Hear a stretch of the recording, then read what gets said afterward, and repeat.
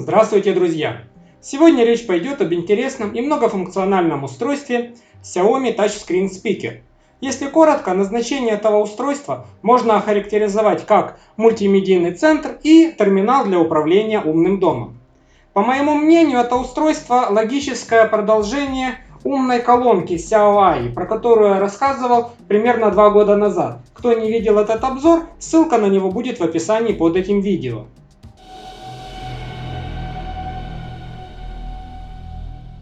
Также хочу отметить факт, что потенциал этого устройства очень большой, поэтому я не исключаю появление в будущем новых серий этого обзора. А пока расскажу только то, что мне удалось про него узнать. Поставляется смарт-колонка в твердой картонной коробке с цветной полиграфией. По фотографии ее можно принять за часы с большим цветным экраном. Однако картинки с экранами на задней стороне немножко больше рассказывают о ее возможностях. Это и цифровой фотоальбом, и прогноз погоды, центр управления умным домом и планировщик задач. Картинки на торцах изображают диалог с голосовым помощником Xiaomi, любимой одноклассницей, так примерно звучит ее имя в переводе с китайского. С другой стороны QR-код с ссылкой на родное приложение, то же самое, что и для умной колонки с искусственным интеллектом. В Михом новинка тоже присутствует. Имеется на коробке и перечень основных характеристик. Экран 3,97 дюйма 800 на 480 мультитач. Звук от одного 1,5-дюймового динамика. Wi-Fi 2,4 ГГц. Bluetooth версии 5.0 с поддержкой воспроизведения A2DP и функция меж-шлюза. Питание от microUSB. Размеры 113 на 68 на 81,5 мм. Вес 272 грамма. В коробке, кроме собственно самой колонки телевизора, которая находится в полупрозрачном кулечке, есть еще инструкция на китайском языке и блок питания с плоской вилкой тип А, портом microUSB, рассчитанным на 5 вольт и ток до 2 ампер. Забегая вперед, скажу, что гаджет ощутимо греется, а именно на задней стороне корпуса. Экран устройства закрыт транспортировочной пленкой с логотипом Xiaomi и поясняющими надписями к органам управления на верхнем торце, о них чуть далее. Внешне колонка напоминает маленький телевизор. Большую часть фронтальной поверхности, которая располагается под углом, занимает экран диагональю почти 4 дюйма, разрешением 800 на 480 точек и сенсором с поддержкой нескольких нажатий. На задней стороне, под белым сливающимся с корпусом логотипом Xiaomi, находится порт питания microUSB.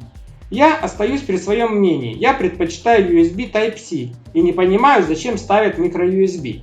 Верхняя сторона. К ней относились надписи на транспортировочной пленке. Слева и справа два отверстия для микрофонов. В центре кнопка отключения экрана. Кнопки плюс и минус регулировка громкости звука. В нижней части корпуса находится противоскользящая подставка. Гаджет стоит надежно даже на гладкой стеклянной поверхности. Там же наклейка с серийным номером. По бокам ничего интересного нет. С этого ракурса можно только оценить угол наклона экрана устройства. При подключении питания на экране устройства появляется QR-код, содержащий в себе ссылку на скачивание родного приложения управления. Оно у меня уже установлено, поэтому нажимаю на синюю надпись и перехожу к следующему экрану. На нем список доступных Wi-Fi сетей в диапазоне 2,4 ГГц. Необходимо выбрать нужную и подключиться к ней. При вводе пароля на экране появляется нормальная английская клавиатура. Так никаких проблем с этим нет. После подключения к Wi-Fi на экране появляется еще один QR-код, который нужно считать любой программой-сканером. В коде содержится ссылка, перейдя по которой и залогинившись в свой Mi аккаунт через браузер, нужно разрешить доступ к нему для умной колонки. Следующим этапом колонка показывает почти минутную презентацию о своих основных возможностях и функциях. Все опять же на китайском языке, других, даже английского, нет.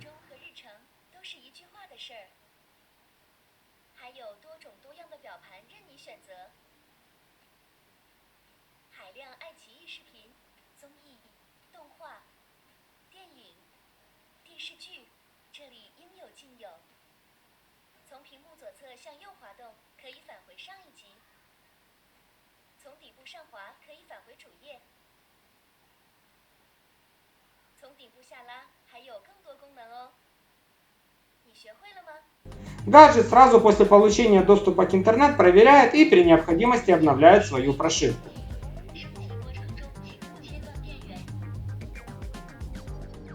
Режим по умолчанию динамические изображения. Это картинки заставки на рабочем столе, которые автоматически меняются. Также свайпом можно их листать. Проведя сверху вниз, вызывается меню настроек, сверху которого находится ползунок яркости экрана. Под ним 4 кнопки: отключение микрофона, ночной режим, настройки и домашний экран. Для возврата на обратный экран нужно свайпнуть слева направо. Домашний экран имеет 6 кнопок: Mi Home, QQ Music, планировщик задач, видеосервис, функция звонка на управляющий смартфон и меню настроек. Аналог приложения Mi Home подтягивает все устройства, привязанные к аккаунту в локации Китай. Причем нормально отображаются даже кириллические имена. Работает все довольно шустро. Большей частью устройств можно управлять. Например, потолочный светильник LED 650. Кроме включения он поддерживает и регулировку яркости. А вот второй ползунок, который по идее должен регулировать цветовую температуру, пока не работает.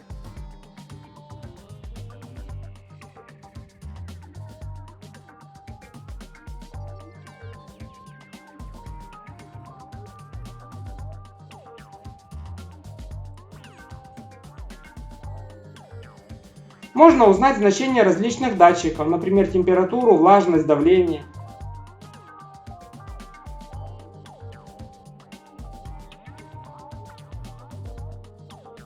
Зайдя в ZigBee шлюз, можно включить радио, ночник или активировать режим охраны.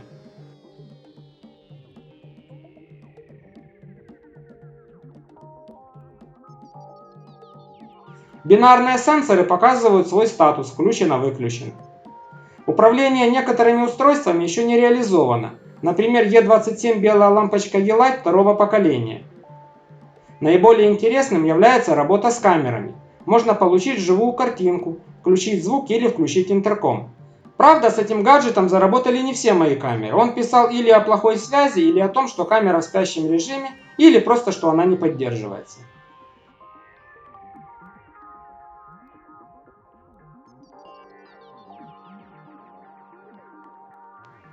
Из проверенных лично мной без проблем подключаются и отлично работают стационарные камеры Midze и двухдиапазонная с Bluetooth шлюзом и 2.4 Basic версия. Все хорошо и с поворотными, старая 720p и новая 1080p версия.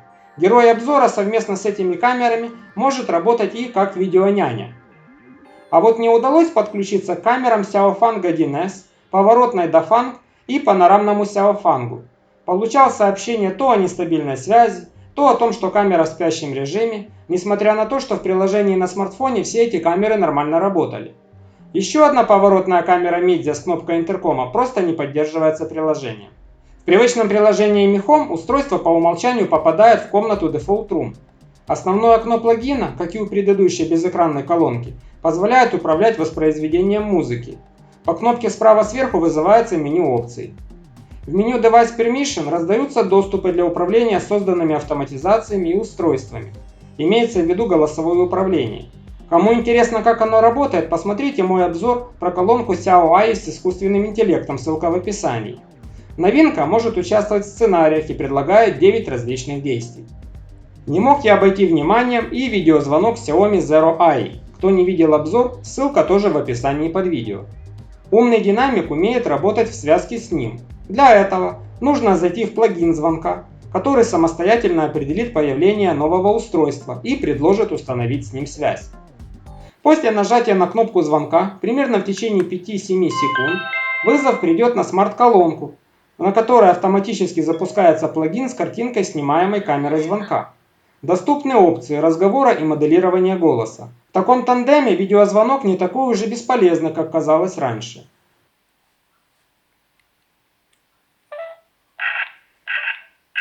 Кто там?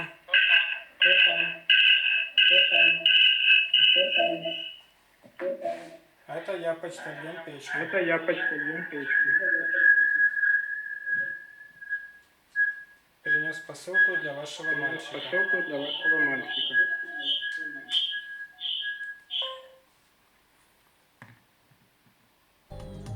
Меню устройства, за редким исключением в виде английских аббревиатур, полностью на китайском языке.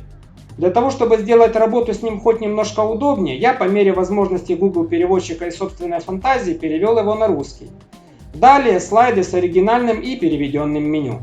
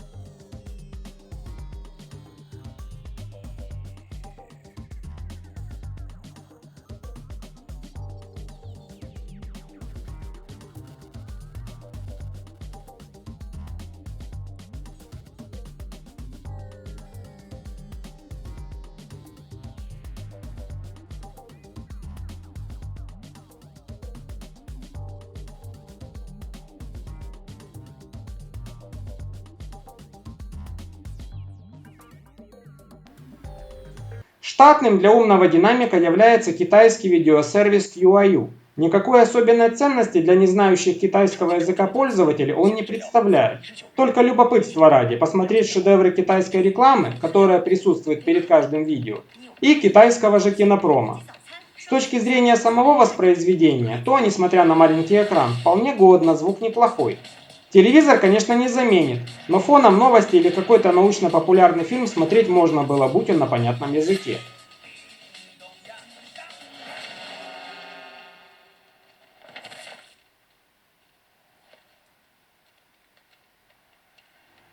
Родное приложение для колонки Xiao AI тоже полностью на китайском языке. Тем не менее, некоторую пользу из него извлечь можно. Приложение имеет 4 раздела. Для лучшего понимания я сделал частичный перевод на скриншотах. Первый раздел музыкальный. Здесь можно искать интересующую музыку и сохранять ее в избранном. Категории аудиокниг и сказок для некитайскоязычных пользователей будут неинтересны. Второй раздел предназначен для голосового управления умным домом. Третий навыки – это голосовой домашний ассистент. Все рассчитано на китайский язык. Кому интересен принцип работы, предлагаю посмотреть мой обзор колонки с искусственным интеллектом, там есть примеры работы. Музыка присутствует не только азиатская. В приложении легко находятся и западные исполнители, и даже представители местной эстрады. Поиск кириллицы результата не принес, только символами латинского алфавита. Из найденных композиций можно составлять свои плейлисты и запускать воспроизведения на динамике. Так что даже только ради этого приложение стоит установить. Четвертый раздел «Аккаунт». Здесь полезными являются только две опции. Загрузка собственных фотографий для демонстрации на экране устройства и активация функции Bluetooth Mesh шлюза. Мастер подключения на 3 картинках рассказывает о том, что функция BT-шлюза помогает Bluetooth устройствам синхронизировать свое состояние, быть доступными в любое время из любого места, а также предупреждает о возможных помехах и необходимости находиться в зоне уверенного сигнала. Но самое интересное заключается в том, что колонка так и не увидела ни одного моего Bluetooth устройства. А они у меня, как видно в списке шлюзов, есть. Единственное логическое объяснение, что он работает только с BT Mesh сетями. Такими гаджетами я пока не обзавелся. Вторая полезная опция раздела позволяет превратить смарт-колонку в некое подобие цифровой фоторамки и загрузить с телефона свои фотографии. Правда, информации по объему доступной памяти для этого я не нашел. Вернемся к колонке. В настройках имеется 6 вариантов оформления экранов. Динамические изображения, семейный фотоальбом, цифровые часы, перекидные часы, стрелочные часы и сразу домашний экран с иконками приложений. Динамические изображения – это разные красивые картинки, которые автоматически меняются раз в несколько минут. Колонка самостоятельно грузит их из сети. Семейный фотоальбом – то же самое, но используется загруженные при помощи приложения картинки. Цифровые, перекидные и стрелочные часы – это просто скины. Здесь важный момент. Время показывается пекинское. Это плюс 8 к UTC. Каким образом настроить локальное время, я пока не выяснил. Поэтому эти 3 экрана практической ценности не имеют.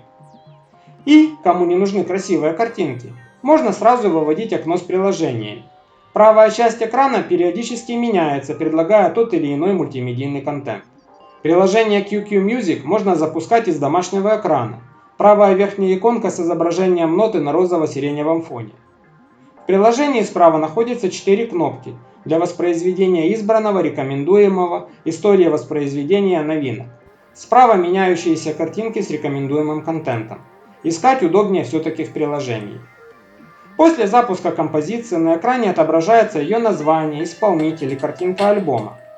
Тапом по экрану вызывается меню воспроизведения и перелистывания треков. Свайпом вправо запускается режим караоке с текстом композиции. Свайпом влево список воспроизведения, который можно проматывать.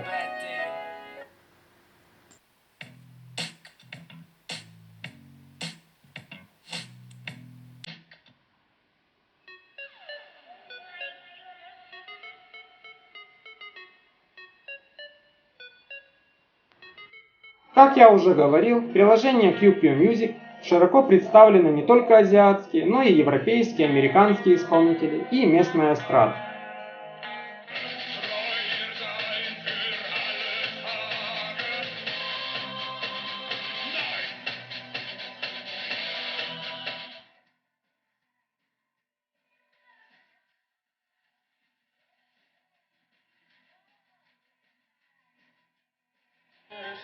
Что касается караоке, я заметил, что текст несколько запаздывает за словами. Это несколько неудобно для пения.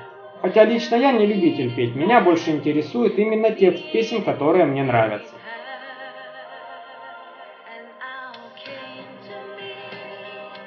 Активировав в настройках колонки Bluetooth, ее можно подключить как самый обычный беспроводный динамик. Хотя именно для этих целей есть очень большой выбор более дешевых и качественно звучащих динамиков. Конечно, наличие только китайского голосового управления урезает существенную часть, причем самую интересную, функции этого устройства. Но все же, благодаря экрану, эта колонка гораздо интереснее своей предшественницы. Устройство может найти свое применение как видеоняня, как терминал управления устройствами умного дома, по крайней мере частью из них. Эдакая концепция планшета на стене, но, как по мне, более симпатичная.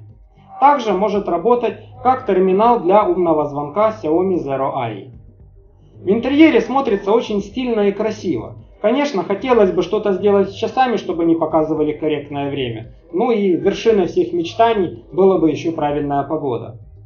Очень надеюсь на то, что в отличие от ее предшественницы, которую, кстати, уже перестали выпускать, интерфейс этой колонки все-таки переведут хотя бы на английский язык. Ну и, конечно, сделают что-то с местоположением и часовыми поясами.